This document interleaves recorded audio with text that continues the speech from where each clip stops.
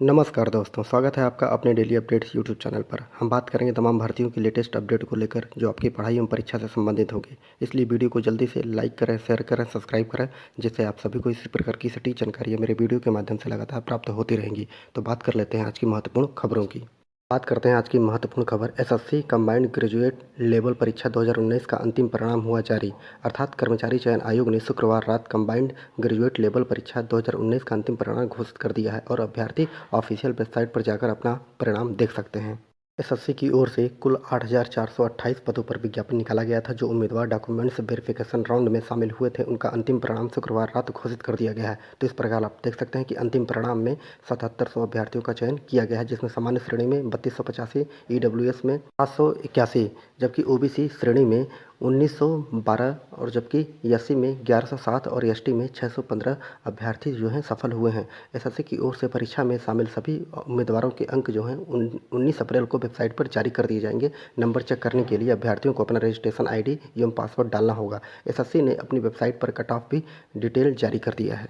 बात करते हैं अगली खबर यूपी टीईटी के बारे में। 6 साल में सबसे शानदार रहा टीईटी का परिणाम। अर्थात सर्वाधिक अभ्यर्थी भी इसी परीक्षा में शामिल हुए थे और इतनी बड़ी संख्या में अभ्यर्थियों के सफल होने के बाद सरकार पर नई भर्ती शुरू करने का दबाव और बढ़ेगा, क्योंकि लगातार आप लोगों को पता है कि पेपर होने से पहले भी विद्यार्थी सरकार के सामने धरना प्रदर्शन करके नई भर्ती की मांग 97,000 प्राथमिक शिक्षक भर्ती की मांग करते आ रहे हैं। तो देखते हैं कि सरकार जो है उसने बोला है कि अब 100 दिन में हम अधिक से अधिक 20,000 लोगों को रोजगार देंगे। तो देखते हैं कि क्या ये रोजगार जो होंगे वो यूपी टीईटी के बाद पास होने वाले परीक्षाओं में जो विद्यार्थी पास हो गए हैं, क्या उनको कोई आवेदन करने का मौका मिलेगा कि नहीं मिलेगा, क्योंकि अब विद्यार्थी लगातार दबाव बनाना सरकार पर शुरू करेंगे कि वो जल्दी से जल्दी शिक्षक भर्ती का विज्ञापन निकाले। तो देखते हैं कि क्या होता है। जैसा कि आप लोग देख पा रहे हैं कि 2015 के बाद पहली बार 39% अभ्यर्थियों को सफलता मिली है और बड़ी संख्या में अभ्यर्थी पास हुए हैं। भर्ती करने का बढ़ेगा दबाव और 2018 में 35% को मिली थी सफलता। तो आप लोग रिजल्ट देख सकते हैं, क्योंकि रिजल्ट रात में आप लोगों को पता था कि सर्वर डाउन हो चुका था, लेकिन अब सर्वर सही हो गया है। आप लोग आराम से अपना रिजल्ट देख सकते हैं। पहले था कि यूपी टीईटी 7 साल के लिए मान्य था, लेकिन अब जो है आजीवन होने के बाद रिकॉर्ड आवेदन हुए थे। अर्थात जो अब टीईटी होगा, जो रिजल्ट आया हुआ है जिन बच्चों का, अब ये आजीवन मान्य होगा। अब इनको कभी भी पेपर नहीं देना होगा 7 साल के बाद। अगर नंबर बढ़वाने के लिए ये लोग पेपर देते हैं तो कोई बात नहीं है, लेकिन अगर आप लोग पास हो चुके हैं तो आप लोगों का वो आजीवन मान्य होगा। अगली खबर है प्रधानाचार्य साक्षात्कार के बारे में। सहायता प्राप्त अशासकीय इंटर कॉलेजों का मामला है। हाईकोर्ट ने चयन बोर्ड से मांगा है जवाब। अर्थात प्रधानाचार्य साक्षात्कार को दी गई चुनौती।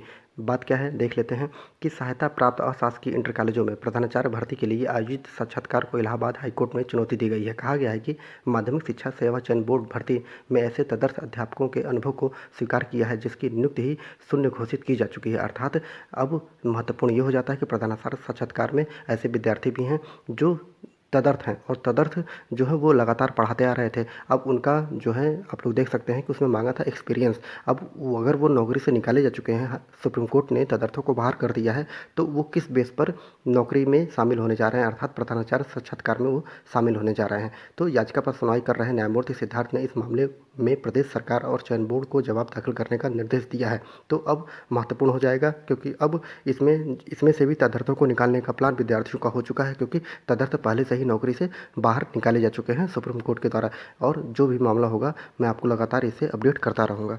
अगली खबर है लोक सेवा आयोग की। अर्थात छात्रों ने लोक सेवा आयोग की कार्यप्रणाली पर उठाए हैं सवाल। अर्थात लोक सेवा आयोग की कार्यप्रणाली पर छात्रों ने फिर से सवाल उठा दिए हैं। प्रतियोगी छात्रों ने उत्तर कुंजी मार्कशीट एवं कट ऑफ अंक एवं स्टाफ नर्स भर्ती मामले में न्यायालय में याचिका दाखिल कर रखी है और इन सभी मामलों में न्यायालय ने आयोग से जवाब मांगा है। अर्थात प्रतियोगी छात्रों का आरोप है कि आयोग की ओर से लिया जा रहा निर्णय पर विवाद हो रहा है। अर्थात आयोग ने पीसीएस प्रारंभिक परीक्षा प्राप्तांक एवं कट ऑफ अंक जारी करने बंद कर दिए हैं। अर्थात अंतिम चयन परिणाम आने के बाद भी अभ्यर्थियों को लंबे समय तक अंतिम उत्तर कुंजी का इंतजार करना पड़ रहा है। भर्ती परीक्षाओं के रिजल्ट में भी विवाद हो रहा है। प्रदेश की सबसे प्रमुख भर्ती संस्था विवादों के घेरे में है। प्रतियोगी छात्र संघर्ष समिति के अध्यक्ष अवनीश पांडे एवं मीडिया प्रभारी प्रशांत पांडे का कहना है कि पिछले दिनों में न्यायालय ने कई मामलों में आयोग से जवाब मांगे हैं। यही वजह रही है कि आयोग ने आनन-फानन में एक दिन में 2 पीसीएस परीक्षाओं की अंतिम कुंजी भी जारी कर दी है। तो इम्पॉर्टेंट है क्योंकि लगातार जो लोक सेवा आयोग है वो अपनी मनमानी के द्वारा उसमें कुछ न कुछ चेंज करता रहता है। पहले कट ऑफ और जितने भी प्राप्तांक होते थे, कट ऑफ होते थे, अंतिम परिणाम का रिजल्ट लगातार घोषित किया जा रहा था, लेकिन अब लोक सेवा आयोग के द्वारा इसको बंद कर दिया गया। लेकिन जब न्यायालय में बच्चे गए उसके बाद 2 दिन में ही पीसीएस की अंतिम उत्तर कुंजी को जारी कर दिया गया। लेकिन विद्यार्थियों की मांग है कि जैसे ही पेपर हो जाए उसके बाद उत्तर कुंजी, मार्कशीट, कट ऑफ अंक, इन सभी चीज़ों को जिस प्रकार पहले चला आ रहा था उसी प्रकार अब भी लोक सेवा आयोग करे, अपनी मनमानी न करे।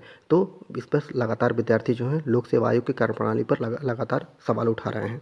अगली खबर, मेडिकल कॉलेजों में 100 दिन में होगी 3000 नियुक्तियां, अर्थात 60,000 पदों का सृजन भी एजेंडे में शामिल किया गया है। योगी सरकार का रोजगार सृजन पर सर्वाधिक जोर दिया गया है। तो देखते हैं पूरी खबर। योगी सरकार के दूसरे कार्यकाल में सबसे ज़्यादा फोकस रोजगार पर है। सरकार विभिन्न विभागों में बड़े पैमाने पर रोजगार मुहैया कराने की पहल कर रही है। अकेले चिकित्सा शिक्षा विभाग में ही 60,000 जो पद हैं उसके सृजन के साथ ही 3000 से अधिक नियुक्तियां करने की तैयारी में है। विभाग ने इसे अपने 100 दिन के एजेंडे में शामिल किया है। सभी विभागों से 100 दिन के साथ ही 6 महीने, 1 साल एवं 5 साल का एजेंडा तय करने को कहा गया है। चिकित्सा शिक्षा विभाग ने भी एजेंडा तय कर लिया है और प्रदेश के जो फिलहाल जो 35 मेडिकल कॉलेज की संख्या है, इनकी संख्या में लगातार बढ़ोतरी हो रही है। विभाग की पहल पर राज्य सरकार जो है प्रति मेडिकल कॉलेज में 1394 पदों का मानक तय कर चुकी है और यह संख्या 300 बेड के मेडिकल कॉलेज से लिए गए हैं और जैसे जैसे बेड बढ़ेंगे उसी हिसाब से पदों की संख्या भी इजाफा किया जाएगा। आउटसोर्सिंग से भी होगी नियुक्तियां। विभाग की ओर से 100 दिन के एजेंडे के तहत 3000 से अधिक पदों पर नियुक्तियां करने की योजना है। यह नियुक्तियां आउटसोर्सिंग के जरिए की जाएंगी, जिसमें doctor, nurse, paramedical staff, sweeper, चतुर्थ श्रेणी के कर्मचारी भी शामिल किए जाएंगे। तो योगी सरकार जो है विद्यार्थियों के लिए रोजगार को मुहैया कराने के लिए अब फोकस हो चुकी है, क्योंकि अब अधिक से अधिक रोजगार पर योगी सरकार फोकस कर रही है। अगली खबर, असिस्टेंट इंजीनियर भर्ती परीक्षा हुई स्थगित, अर्थात उत्तर प्रदेश लोक सेवा आयोग ने 17 अप्रैल को प्रस्तावित सम्मिलित राज्य अभियंत्रिक सेवा परीक्षा 2021 को स्थगित कर दिया है। अब यह परीक्षा 29 मई को होगी और आयोग ने इस भर्ती के लिए 13 अगस्त 2021 को विज्ञापन जारी किया था। तो ये कल के वीडियो में मैंने बता दिया था कि यह परीक्षा आप लोगों की अब 29 मई को की जाएगी। अर्थात जो विद्यार्थी असिस्टेंट इंजीनियर भर्ती की परीक्षा देने जा रहे थे, जिनको अभी तक पता नहीं है कि उनकी जो परीक्षा है वो स्थगित की गई है, तो अब जान लें कि उनकी परीक्षा स्थगित कर दी गई है और अब उनकी जो दोबारा परीक्षा होगी वो 29 मई को आयोजित की जाएगी। अगली खबर है, झांसी में पेपर आउट हो गया है, प्रबंधक समेत 32 लोगों को गिरफ्तार कर लिया गया है। मामले की लेपापोती करने के लिए एक छात्र पर दर्ज करा दी गई थी नकल कराने की रिपोर्ट। अर्थात बुंदेलखंड विश्वविद्यालय भी है, वो भी नकल जो माफिया है उससे बच नहीं पाया है और वहाँ पर भी पेपर को आउट कर दिया गया है। तो इसलिए अब देखते हैं कि पेपर को जल्दी से जल्दी दोबारा कब करवाया जाता है। लेकिन अब वहाँ पर छात्र आक्रोशित हैं और 27 जो छात्र छात्राएं भी गिरफ्तार लोगों में शामिल कर लिए गए हैं। अर्थात छात्र छात्रा भी जो है वहाँ पर गिरफ्तार किए गए हैं और साथ ही साथ प्रबंधक समेत 32 लोगों को भी गिरफ्तार किया गया है। तो देखते हैं विश्वविद्यालय प्रशासन एवं सरकार इनके खिलाफ क्या कार्रवाई करती है। अगली खबर है, यूपी एसएससी की परीक्षा जो होगी 8 जिलों में 16 अप्रैल से करवाई जाएगी। प्रदेश के विभिन्न सरकारी विभागों में रिक्त पदों पर भर्ती के लिए अधीनस्थ सेवा चयन आयोग की ओर से लिखित परीक्षा आगामी 16 अप्रैल को 8 जिलों में 2 पालियों में आयोजित कराई जाएगी। अर्थात सम्मिलित अवर अभियंता, संगणक एवं फोरमैन जो प्रतियोगितात्मक परीक्षा 2018 के तहत यह परीक्षा आगरा, बरेली, कानपुर, मेरठ, लखनऊ, प्रयागराज, गोरखपुर आदि वाराणसी में आयोजित की जाएगी। तो जो विद्यार्थी इसमें शामिल हो रहे हैं वो 16 अप्रैल को 8 जिलों में आप लोगों का पेपर 2 पालियों में आयोजित किया जाएगा। अगली खबर है, 43 परीक्षा केंद्रों पर होगी बीएड की सेमेस्टर परीक्षा। अर्थात लखनऊ विश्वविद्यालय की बीएड जो सेमेस्टर परीक्षा है वो 19 अप्रैल से होनी है और परीक्षा में छात्रों की संख्या को देखते हुए विश्वविद्यालय ने लखनऊ समेत हरदोई, सीतापुर, लखीमपुर, रायबरेली में 43 केंद्रों को प्रस्तावित सूची को शुक्रवार को जारी कर दिया है। तो केंद्रों की अंतिम सूची आपत्ति निस्तारण के बाद की जाएगी। तो अब आप लोगों का जो बीएड सेमेस्टर का जो पेपर है आप लोगों का लखनऊ विश्वविद्यालय से संबंधित विद्यार्थियों का, उनका पेपर 19 अप्रैल से आयोजित की जाएगी।